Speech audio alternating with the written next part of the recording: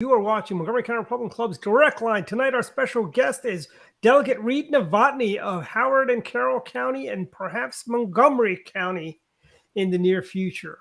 And our hosts today are Mark Unkerfer and Ryan Nidek. Take it away, guys. Well, welcome back to the show. You've been a frequent guest, and we really appreciate the fact that you've been such a good friend. I know in addition to doing the show a number of times, you've been to a number of our club events. And perhaps, Reid, you had an inkling as to what the Democrats had planned with redistricting. Because as things stand right now, you will have a part of your district come into Montgomery County. How do you feel about that? Yeah, Mark, as always, it's great to be with you all. And the first thing I always say is I'd rather be lucky than good. So me prognosticating on how they might gerrymander the maps was way out of my comfort zone to say. With that being said, I always claimed that I was the closest elected Republican to Montgomery County because I really do live right across the border. 97 splits Howard and Howard County and Montgomery County. I feel great about it, right? So first of all, I spent a lot of time over there, and I think this is a region, the region between where I'm at in Howard County, Western Howard County, that part of the district in Damascus and the like, and even Mount Airy that's in 4 different counties. We go up there and we go up to Carroll County. So I really don't think people other than in the legislature and maybe in politics stop their car on the end of a boundary of some county. And that's how I feel. So we have a similar group of people who live across the border, in my opinion. I live near a whole bunch of farms out here. And if you drive 5 minutes the other way and you're in Montgomery County, there's a whole bunch of farms also and some newer developments and those kind of things. So I'm excited about it. And I would love to be part of the Montgomery County delegation, maybe one of the only Republicans that would help give the voices of the Republicans in Montgomery County.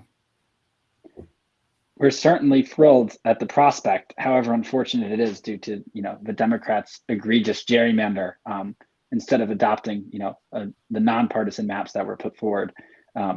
We're certainly at least thrilled at the silver lining that we might have Republican representation on the delegation. I guess to kind of pivot though, what is the status of the challenge to that?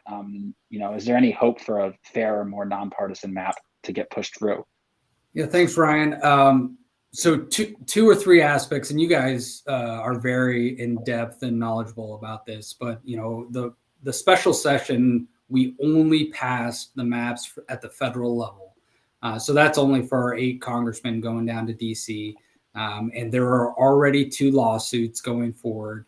In my opinion, we could flip a coin really to see if there's anything that's going to be overturned by any court. So at the federal level, they didn't do a bad job. And I say that in the sense that they attempted to gerrymander and they attempted to keep their control of 7-1 and maybe move that to 8-0 at the federal level. I would love to see that overturned because, again, I've said this before, and I think I've said it to you all.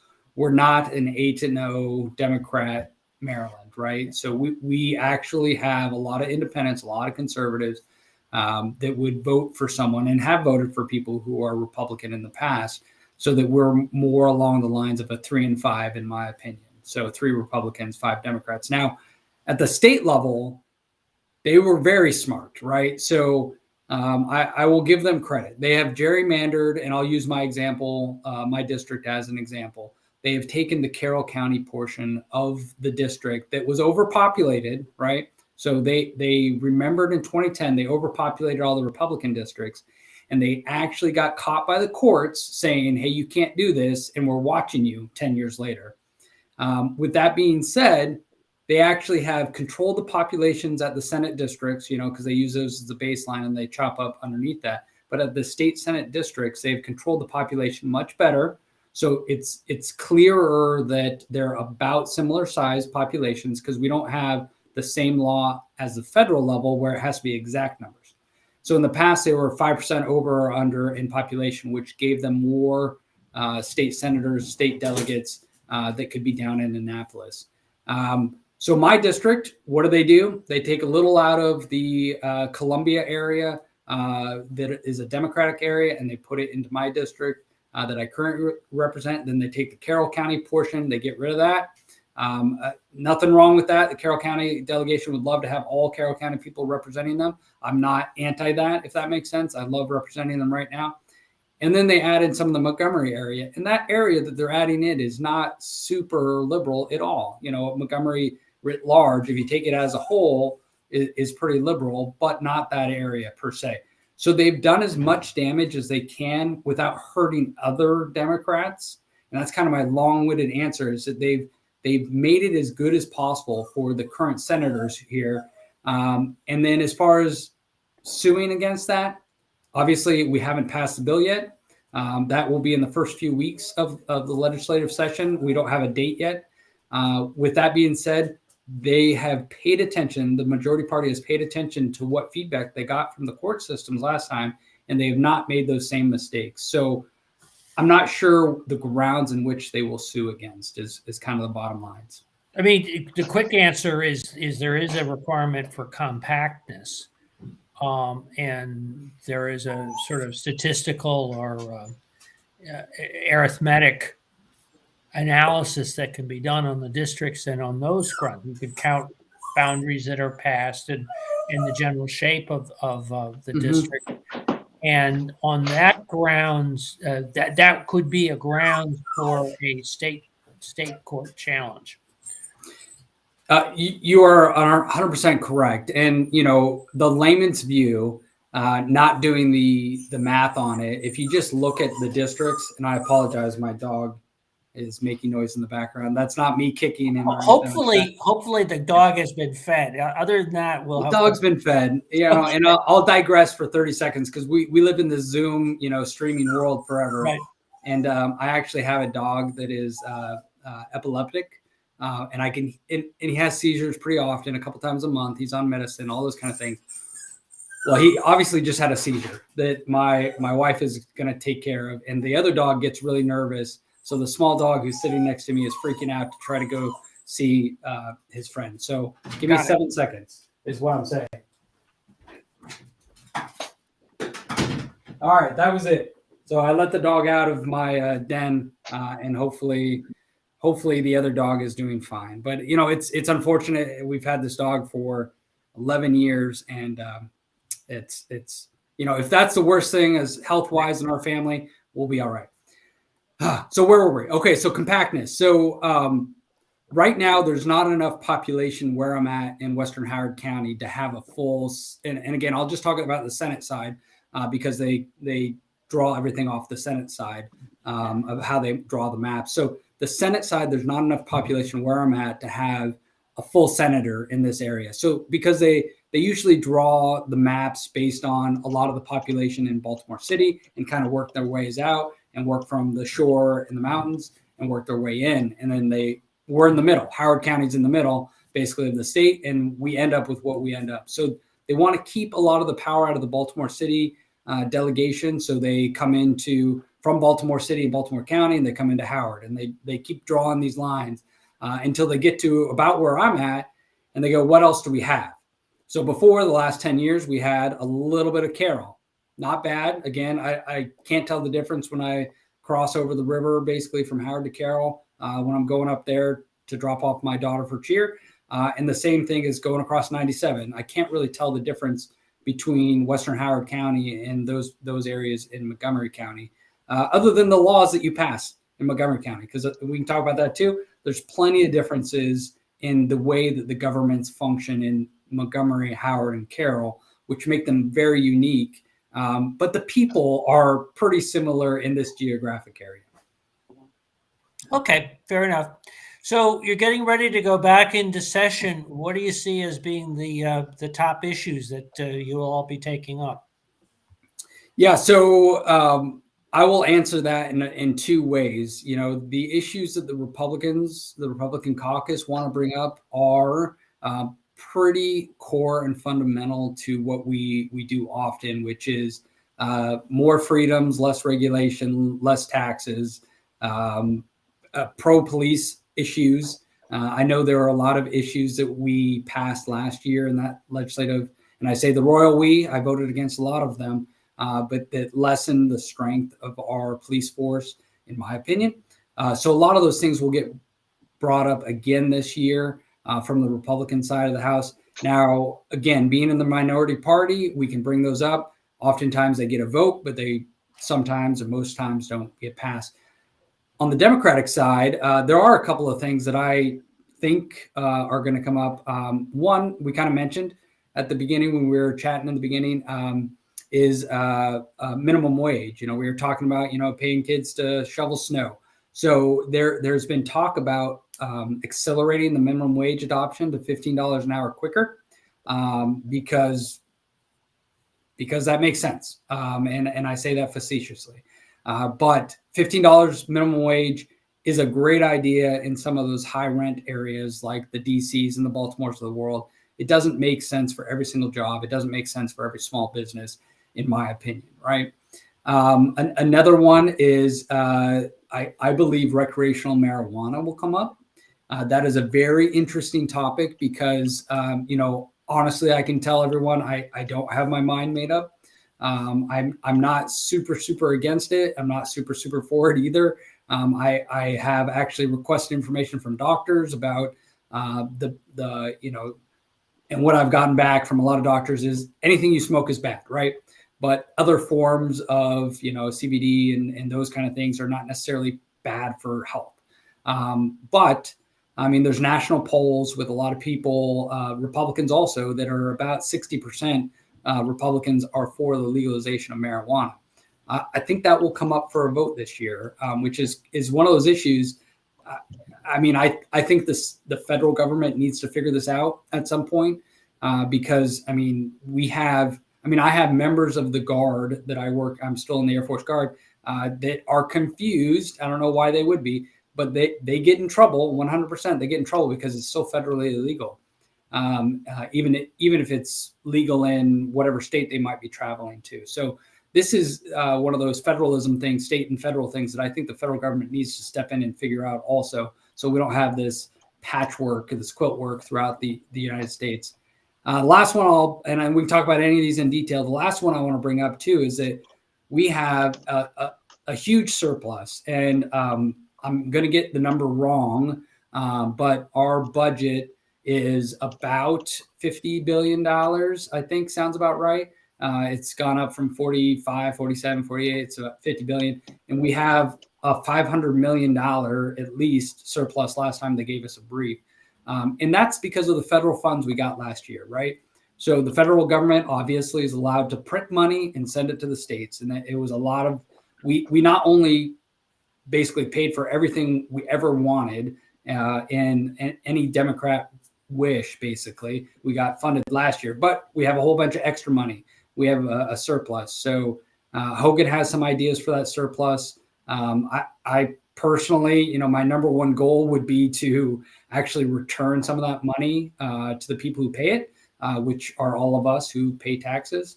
But that is kind of difficult to do, especially if it's federal funds and it's, earmarked for some type of infrastructure or the like.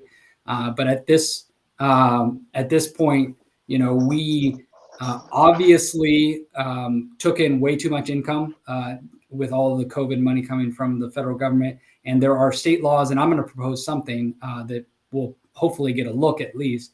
But there are state laws in other states that have addressed this in the past. For example, in Oregon, if they go over 105%, I believe, of their budget, they write a check to all their citizens back for that overage. So that was a couple of things, a social issue, some of the police things, budget. So I've kind of hit the gamut of what I think is coming up. But any questions on those or diving into them? Yeah, well, we didn't talk about education in Kerwin. Do you expect more to come up on that? No. Yes. They will call it fixing. So this is the interesting thing too. I was on a Board of Education meeting with the Howard County delegation this week. Actually, the other side of my piece of paper here that I was taking notes on. We sat with our Board of Education. In our Board of Education, we have some conservative members. It's nonpartisan, like most. We have some conservative members, but the vast majority of them would come across being very liberal, which is fine. Neither here nor there. I'm not trying to poke fun at them at this point. But I thought it was very interesting that a Howard County Board of Education member who is very liberal looked at the delegation, which most of our delegation at the state level is also liberal, and said, why would you pass a bill and then not fund it? Howard County is $30 million in the hole for the Kerwin Commission bill that they passed last year. So the requirements to include all of the money that they're giving to administrators, pay increases for teachers. I'm great with teachers getting pay increases, especially if they are working hard and they deserve it. Excuse me. But there's a mandatory 10% pay increase year over year for the next 5 to 10 years. I don't know how long it goes. But it doesn't matter if you're a good teacher, a bad teacher, a terrible teacher, a brand new teacher, whatever. It's mandatory. It's a union give out, basically, and that's how they negotiated it. And it's going to further tax the people of every county who are deemed rich, right? So Howard County is deemed rich, according to the counties, which I totally understand. It's because we tax a lot of people. We have a lot of income, but we're losing out on this deal. And my only question to the Board of Education was, other than asking for money from your state delegation, what's your backup plan? What do you think they said? No backup plan. I said, we fund a lot of things. We have great education in this region, right? Montgomery has a great educational system. Howard's great. Carroll is actually very good too. They've made a lot of strides over the last 10 or 15 years.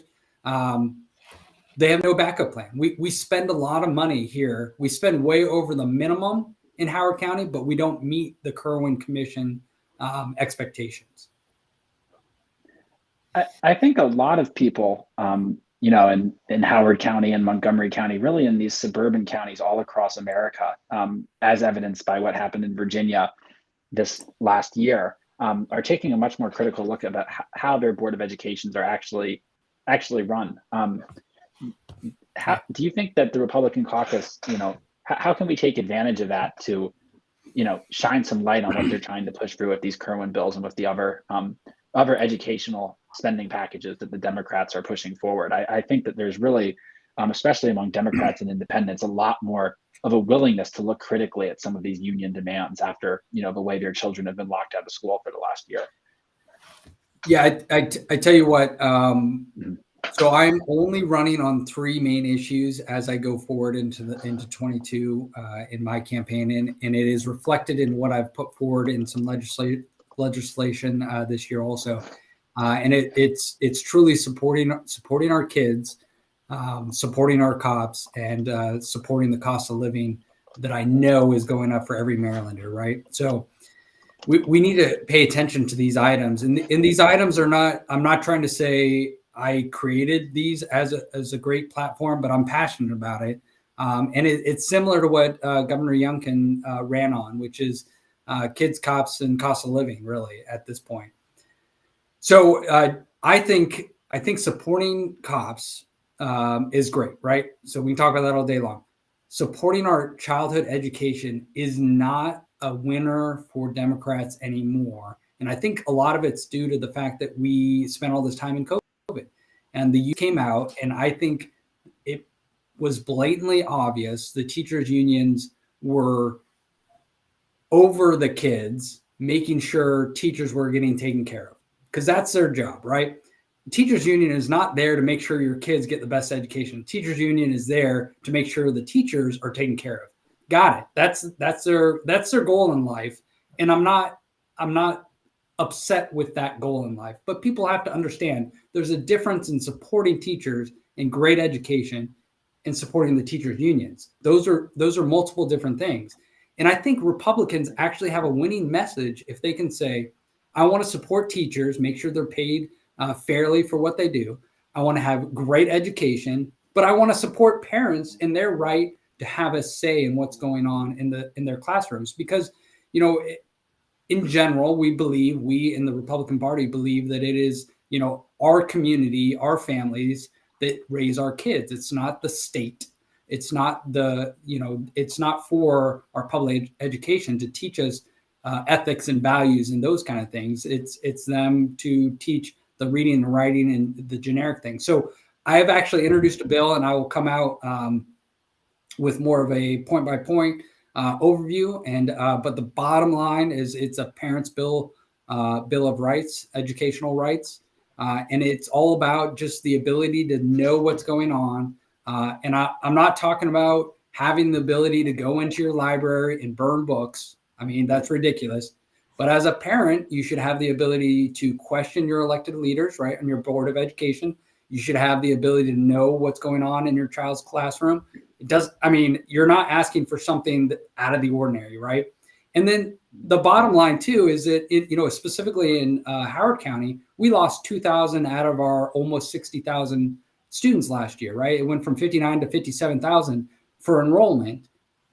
And people say they're coming back. They're not coming back. I don't believe we're ever going to get those numbers back until we grow more, right? Those people left for a reason. I know those people. I mean, I almost left. I couldn't get into a private school with my daughter because they were full, right? They left because they were not happy with the public education. And that's the draw of coming to Howard County and Montgomery County and these nice counties is this public education. So if we mess this up, we're going to mess up our fabric of these counties. We already spend over 50% of our taxes on education in most counties, throughout the state. So that's a long-winded answer to say Republicans can win on this education issue. If they don't win, they're at least tying the points point by point. So tell me, how would this access for parents bill, how would it work in practice? Yeah. So I am a person who will adopt, buy and create is something I learned a long time ago, especially about technology. So if there's a bill out there that is modeled in another state, let's try to adopt it here if it's working well for them. So the basis was actually out of a bill that I read from Florida. And one of the access to the information things is just merely about publishing a detailed curriculum before the school session starts. So it's a fairly easy thing, I believe, to a school for a school or a school board to comply with, because a lot of that information is already out there. Another thing too is a lot of school boards don't have public testimony in the sense that they limit it. The last time I went to the Board of Education for Howard County, they 100% limited it in the sense that they made it 3 weeks in advance. So you had to sign up, and then you only had 5 minutes, per person, or 3 minutes. I forget what the number was.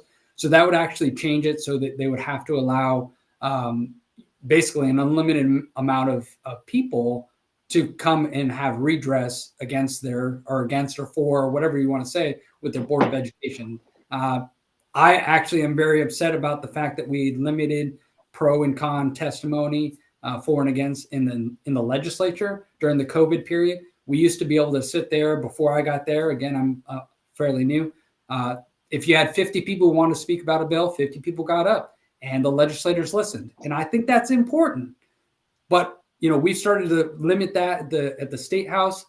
A lot of Board of Educations already limit that. I think it's important if you're in an elected position that you listen to the people you work for, which is not the unions and it's not the teachers, really. Even if you're in Board of Education, it's the parents, right? They're the taxpayers and the users of the system. So they like to, I think the phrase is that sunlight is the best disinfectant. So making that available online would provide a real opportunity for some of these issues to get exposed and subject to public comment. Yeah, you're 100% right. And you said it a lot more succinctly than I did, of course, Mark. But yeah, it's interesting, right? And I don't have a specific complaint where, my daughter was in a class. I don't have that story where it's, oh my God, I couldn't believe they taught her this or that. I was generically frustrated with the level of education because my daughter was in 4th grade last year. It was a joke. I think she's brilliant because she's my kid. But I didn't see any curriculum that really irked me, if that made sense.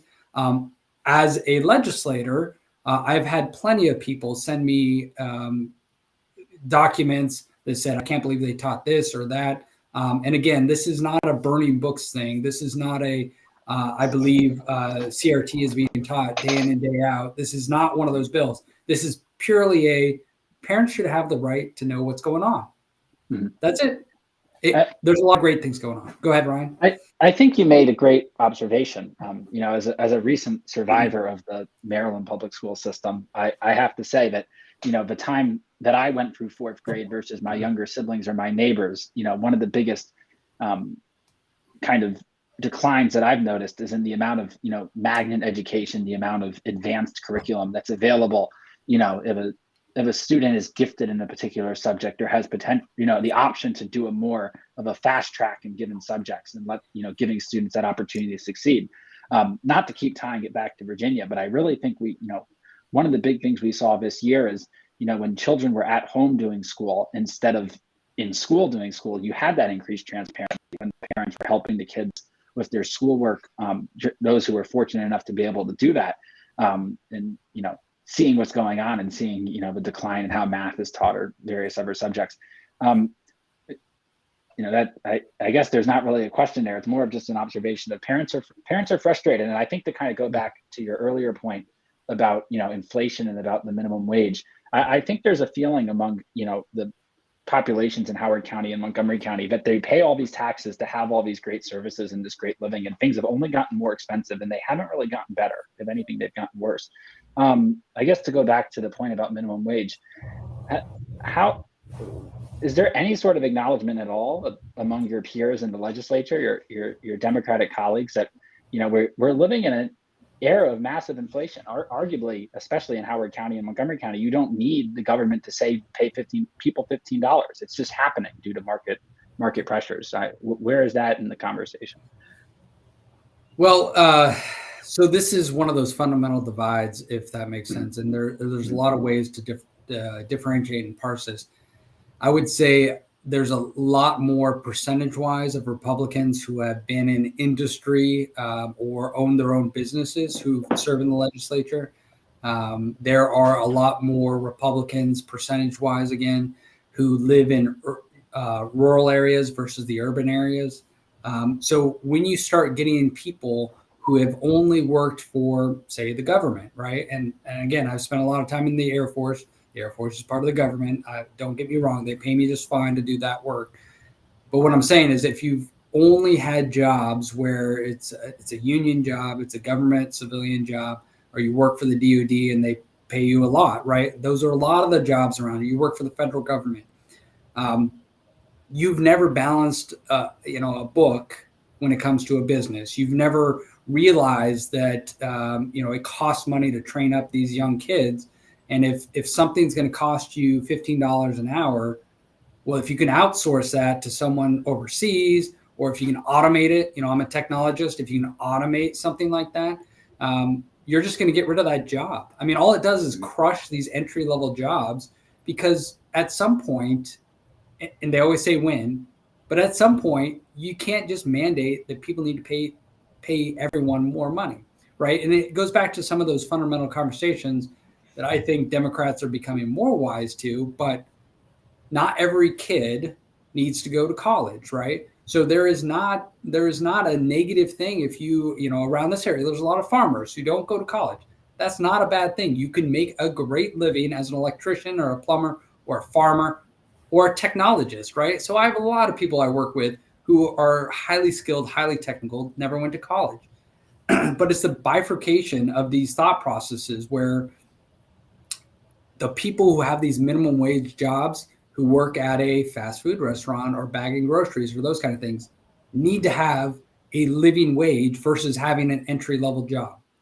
There's two different things. We in the Republican Party want to push equality of opportunity versus equality of an outcome.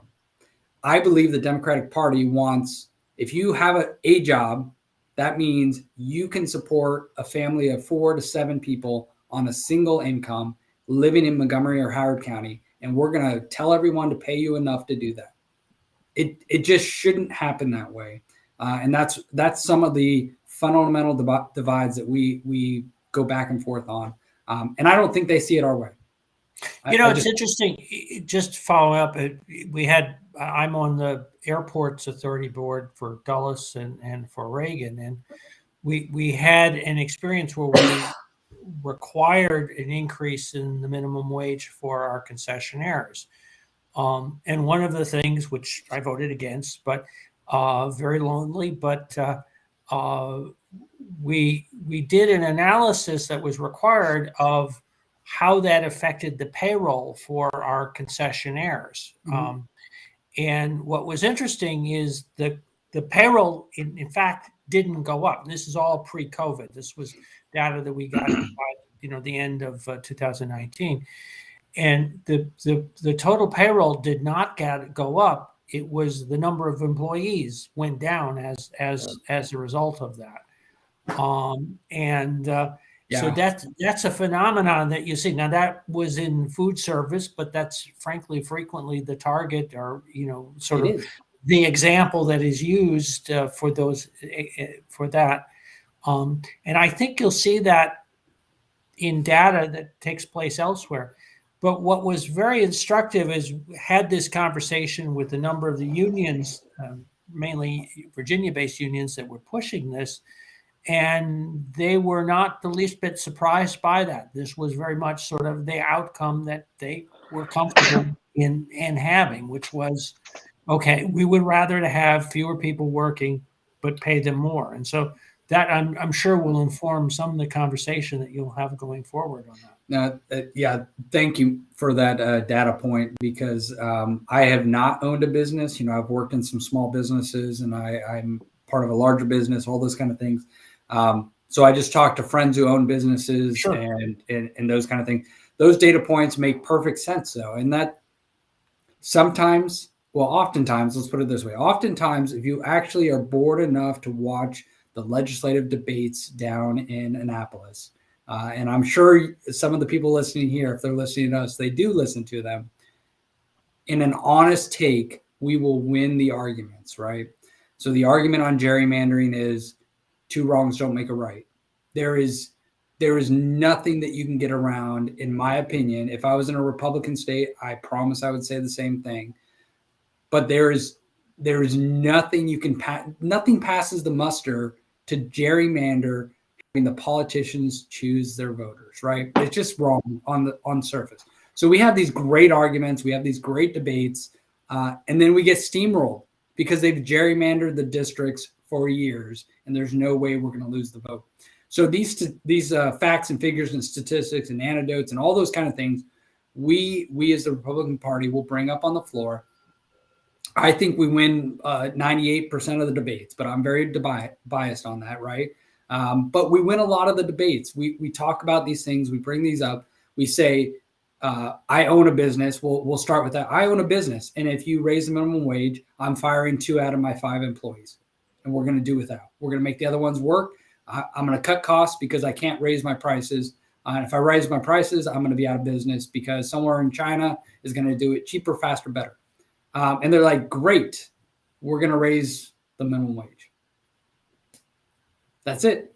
That's all we got. So elect more Republicans. And I'm biased, obviously, but that's what I'm trying to say. It's like you want a balance. Most states that are very unbalanced, far right or far left, are not necessarily healthy states, right? Most people in America, most people in Maryland are not far right and far left.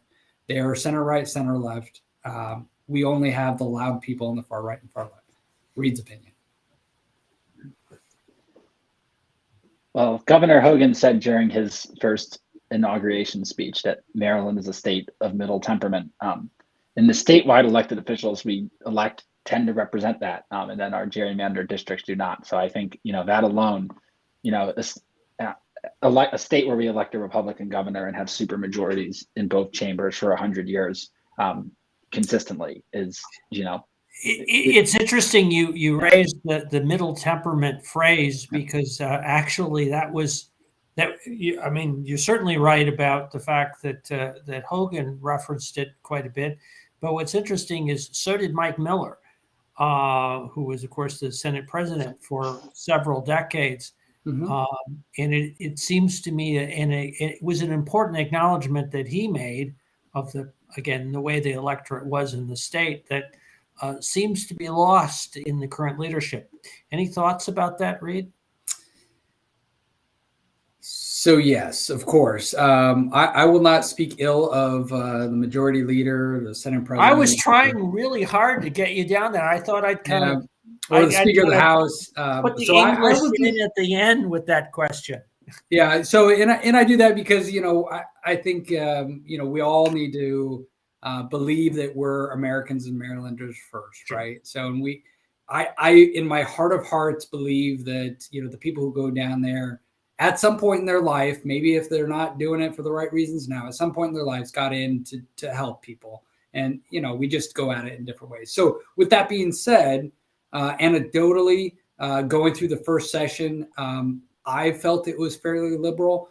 Talking to my colleagues, they agree with that sentiment. The Mike team that was down there before, we're center left as far as we can view that non-biasly, right? They were center left people. They did not allow for bills that they thought were very controversial, far left, to come to the floor for even a vote, right? So that was the stopgap. I think a lot of that stopgap is off. I'm hopeful this year that Adrienne Jones in her now, I think, almost third year at this point, will do great by us. I've never been slighted by her. She's fair to the Republican discourse on the floor, which is great. But then again, once we hit that vote, we're basically outnumbered, as you said, in the super minority.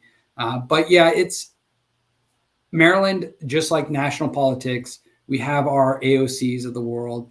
And every time you gerrymander a district, you make it so that you can only lose to the far right or the far left, and you force people to your capitals. So it's just a warning: you force people to your capitals, Annapolis or DC, that are far right or far left, and they only will get elected if they continue to go further right or further left. And that's, I think, a direct result of gerrymandering, and I think we're seeing it here in Annapolis too.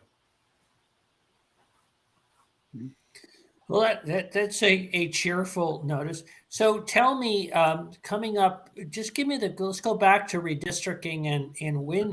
What is the chronology that's going to take place for the state lines? We've talked about the fact that, let me just recap because we've already covered this, that the legislature in special session passed a Democratic-inspired or drawn congressional map that's now moving towards the courts.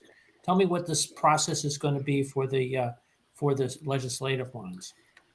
Yeah, great question. So those maps that are going toward the courts are going to federal court, right? So the maps that we have for the state level will be introduced, and it was the LRAC is the name of the actually, I think the focus. Let me stop you there. I think the focus will be at the state level for the congressional maps. Oh, for where they go to court? Yeah. Okay. Yeah, I'll Google that later. There may be litigation. I think some of the expectation is that at the federal level, the Supreme Court has given pretty broad latitude towards the states to Correct. draw their own maps. That said, there is sort of constitutional language in Maryland that opens the possibility for a Maryland-specific challenge to those congressional maps. Correct. All right, so you're tracking all that. So we'll move on to the state maps. So the state maps, 100%, if they get litigated, will go to the state through the state court system. But what will happen is, we start session next to whatever it is, Wednesday, for our 90 days. Most of it will be virtual. We do not have a date in which we will vote on those maps that were for the LRAC, which is the Legislative Redistricting something committee. There were more Democrats than Republicans, of course, on this committee, but we did have representation from both the House and the Senate from our minority leadership on the LRAC commission. That commission that went around and listened to people present basically took all that and then drew their own maps. Again, Reid's opinion in the sense that now we have these gerrymandered maps. Those maps are going to be served up in one of the first votes, but again, we don't have a date. So within the first couple of weeks on the floor of the House and Senate, they will most likely get passed. I am unsure, my insider knowledge, but I'm unsure whether or not Governor Hogan will veto those. I'm guessing that he will. I think all things vote to saying he will. So now we're another day or two into it, and then basically they will come back for the veto override. And then as soon as that happens, they're passed into law, and then the lawsuits can happen, right? So one of the aspects that we've worked on for many years is actually the single member district. Maryland is a unique state, and it's one of the only states in which our House and Senate are set up in such a way where we have arbitrarily had members of like the House members, either in a 1, 2, or 3 configuration in this Senate district, right? So either 3 at large, 2 or 1, or 2 and 1, or 1, 1 and 1. Other states actually have a similar setup, but it's not for the same reasons. We do ours really just for gerrymandering, amazingly enough. So, for example, I'm in Western Howard County. My current district includes Carroll and Howard County. It's a fairly Republican area. But if we go further east toward Columbia, it's fairly liberal. So if they had 3 at-large districts, we would actually lose 1 Democrat, in my opinion. So they wanted to break that, make it a more liberal-leaning district. So now we have gerrymandering going down at that smallest level. So one of the arguments in the past has been that is the representation is not one man, one vote, one representative, right? So if you think about it, someone who lives in my district has 2 delegates, even though we have twice the population, they have 2 delegates they can complain to, and they have 1 senator they can complain to, right? So if someone in 9A, but if someone lives in 9B, they have 1 delegate they can complain to and 1 senator.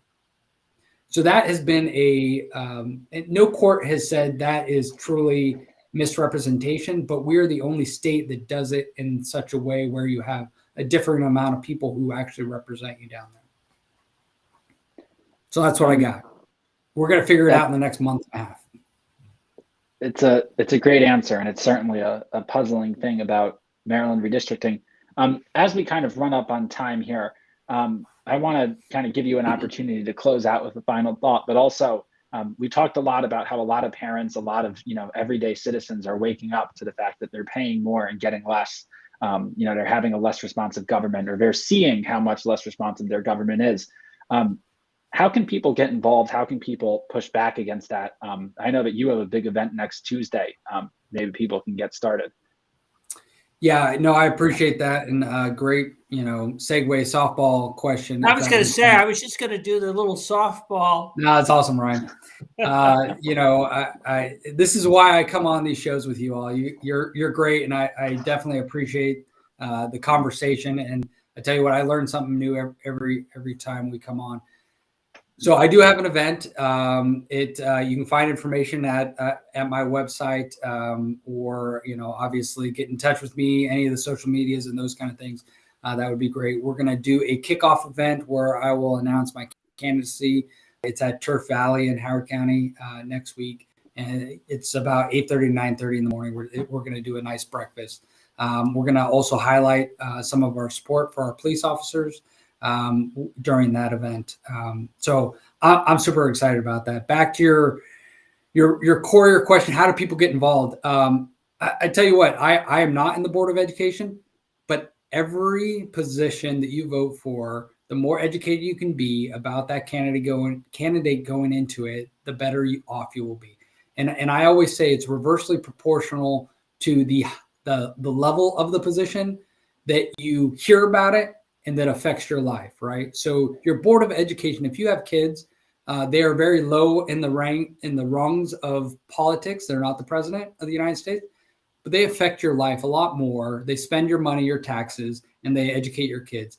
The president has the reverse effect. So if you can get involved and just learn about who you're voting for and make an educated decision, good on you. If you can do the extra mile, make a donation, help a campaign for someone you support, that's excellent. You're doing more than 80 or 90% of your fellow neighbors and get involved. But I tell you what, I read every email that I get and I respond back to every email I get. So you want, in my opinion, you want people to be responsive, and I'm super dedicated about this representation, and hopefully I get to continue to serve for another 4 years and help out the people of Montgomery County, if it happens, Montgomery County in the next 4 years.